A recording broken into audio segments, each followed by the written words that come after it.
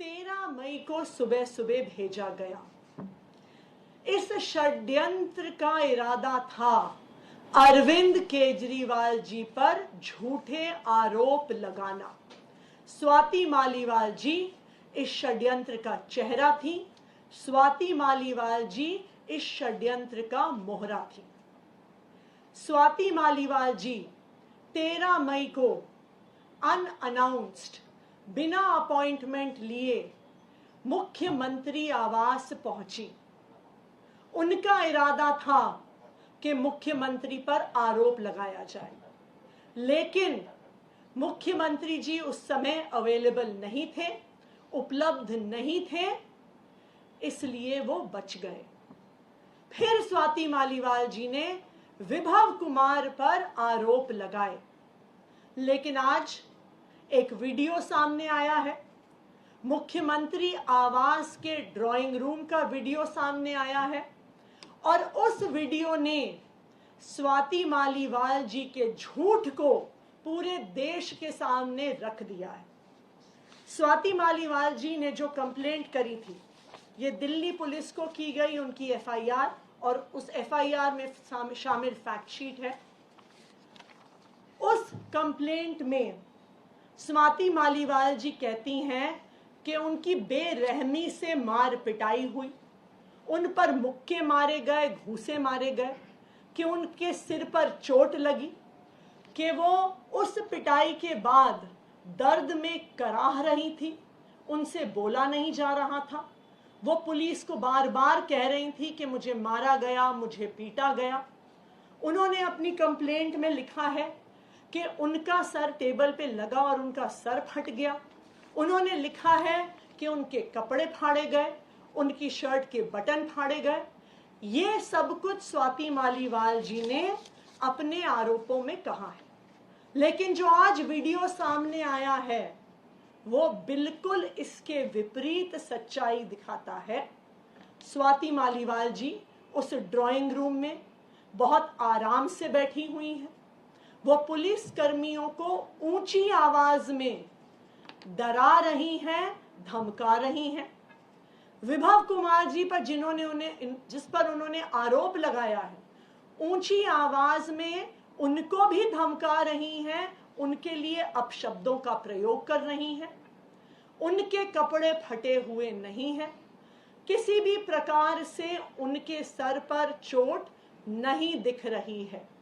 सिर्फ एक चीज दिख रही है कि वो पुलिस को धमका रही हैं, वो विभव कुमार जी को धमका रही हैं, ऊंची आवाज में धमका रही हैं, और कहीं पर भी वो इस बात का जिक्र तक नहीं करती कि किसी ने उनको छुआ है या किसी ने उन पर हमला किया। तो आज के इस वीडियो ने साफ साफ देश के सामने रख दिया है कि स्वाति मालीवाल जी द्वारा लगाए गए ये सारे आरोप बिल्कुल निराधार हैं, बिल्कुल झूठे हैं। विभव कुमार जी ने आज दिल्ली पुलिस के पास स्वाति मालीवाल जी के खिलाफ अपनी कंप्लेंट दर्ज की है, और उस कंप्लेंट में उन्होंने 13 मई को हुए सीक्वेंस ऑफ इवेंट्स को बहुत स्पष्ट तौर से रखा है। 13 मई की सुबह स्वाति मालीवाल जी बिना किसी अपॉइंटमेंट के सीएम आवास पहुंची।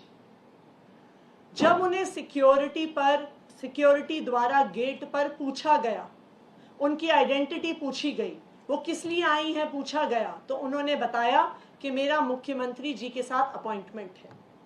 जब सिक्योरिटी गार्ड्स ने ऑफिस में क्रॉस चेक किया तो उन्हें पता चला कि कोई अपॉइंटमेंट नहीं है और स्वाति मालीवाल जी को गेट पर रोका गया। लेकिन वहां पर भी उन्होंने पुलिस वालों को धमकाया, कहा कि मैं राज्यसभा की सांसद हूं, मुझे रोकोगे तो मेरे पास पावर है तुम्हारी नौकरी ले लेने की। और वो पुलिस वालों से झगड़ा कर और वो सीएम आवास में, जो सीएम रेजिडेंस का कैंपस है, उसके अंदर घुस गए। सिक्योरिटी उन्होंने फिर से कहा कि आपके पास अपॉइंटमेंट नहीं है, आप सीएम आवास में नहीं जा सकती हैं, और वो उन्हें सीएम रेजिडेंस के वेटिंग रूम में, जो वेटिंग रूम सीएम के रेजिडेंस के मेन बिल्डिंग जहां पे वो रहते हैं उससे बाहर है, वहां पर लेके गए, वहां पर बैठाया, उनको फिर से बताया गया आपके पास अपॉइंटमेंट आज नहीं है। वेटिंग रूम में बैठने के कुछ देर बाद वो जोर जबरदस्ती कर सीएम रेजिडेंस के मेन बिल्डिंग में, जहां पर मुख्यमंत्री और उनका परिवार रहता है, उस बिल्डिंग के अंदर घुस गई और वहां पर ड्राइंग रूम में जाकर बैठ गई। वहां पर उन्होंने कहा कि सीएम को बुलाओ, अभी बुलाओ, मुझे अभी मिलना है। अब आप मुझे बताइए, स्वाति मालीवाल जी राज्यसभा की सांसद हैं, क्या उन्हें पता नहीं है कि मुख्यमंत्री से अपॉइंटमेंट लेने का क्या तरीका होता है? क्या उन्हें पता नहीं है कि मुख्यमंत्री की कई शेड्यूल बिजी होते हैं, जरूरी नहीं है कि वो उपलब्ध हो? तो फिर क्या कारण था जो वो सुबह सुबह बिना अपॉइंटमेंट के जोर जबरदस्ती करके मुख्यमंत्री आवास के अंदर घुस गई और बैठ गई और सीएम से मिलने के लिए जबरदस्ती कर रही थी? तब सीएम रेजिडेंस के स्टाफ ने विभव कुमार जी को फोन किया। 10-15 मिनट बाद विभव कुमार जी आए। उन्होंने स्वाति मालीवाल जी को ड्राइंग रूम में बताया कि आज मुख्यमंत्री जी अवेलेबल नहीं है, वो मिल नहीं पाएंगे। उसके बाद स्वाति मालीवाल जी ने विभव कुमार जी से ऊंची आवाज में बहस करनी शुरू कर दी। उन्होंने कोशिश करी कि वो ड्राइंग रूम से निकलकर घर के अंदर के हिस्सों में जाने की कोशिश करें।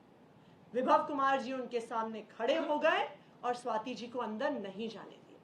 स्वाति जी ने उनको धक्का देने की कोशिश की, परंतु विभव जी फिर भी वहां पे खड़े रहे। उन्होंने स्वाति मालीवाल जी को अंदर नहीं जाने दिया। फिर विभव कुमार जी बाहर आए और उन्होंने सीएम ऑफिस के सिक्योरिटी स्टाफ को बुलाया और उनको कहा कि वो स्वाति मालीवाल जी को बाहर एस्कॉर्ट करें। इस पूरे घटनाक्रम से एक चीज साबित होती है कि ये एक षड्यंत्र था, भारतीय जनता पार्टी द्वारा सोचा गया षड्यंत्र था। स्वाति मालीवाल जी को इस षड्यंत्र का चेहरा बनाया गया। मुख्यमंत्री जी को फंसाने का इरादा था। तभी सुबह सुबह जोर जबरदस्ती से मुख्यमंत्री आवास में घुस के मुख्यमंत्री जी से मिलने की जबरदस्ती की जा रही थी। ये इस बात से भी साबित हो रहा है कि स्वाति मालीवाल जी मुख्यमंत्री आवास से पुलिस थाने गई। पुलिस ने उन्हें एमएलसी कराने को कहा, लेकिन उन्होंने एमएलसी कराने से मना कर दिया। फिर 3 दिन बाद भारतीय जनता पार्टी फिर से एक नए झूठ के साथ स्वाति मालीवाल जी को सामने लेकर आई। लेकिन यह पूरा प्रकरण, आज जो वीडियो सामने आया है, जिस प्रकार से स्वाति मालीवाल जी पुलिस वालों को धमका रही हैं, विभव कुमार जी को धमका रही हैं, जिस प्रकार से सोफे पर बैठी हुई हैं, जिस प्रकार से ये स्पष्ट है कि वो उनके साथ वीडियो देखकर साफ पता चल रहा है कि वो आराम से बैठी हुई हैं, ना दर्द में करा रही हैं, ना उनके कपड़े फटे हुए हैं, ना उनके सर पर चोट लगी हुई है। तो ये पूरा वीडियो स्वाति मालीवाल जी के झूठ को सामने लेकर आता है और भारतीय जनता पार्टी के षड्यंत्र को साफ कर देता है। आतिशी जी, आप कह रही हैं कि ये पूरा षड्यंत्र है और बीजेपी का षड्यंत्र है, तो भी हाल में जब ये पूरा मामला सामने आया था तो संजय सिंह जी ने ये क्यों कहा था कि अरविंद केजरीवाल और आम आदमी पार्टी विभव कुमार के खिलाफ एक्शन लेगी? देखिए, जब संजय सिंह जी ने मीडिया में देखा कि स्वाति मालीवाल जी ने शिकायत करी है, वो पुलिस थाने गई, तब वो स्वाति मालीवाल जी से मिले। परंतु तब तक उनके सामने सिर्फ स्वाति मालीवाल जी का पक्ष था।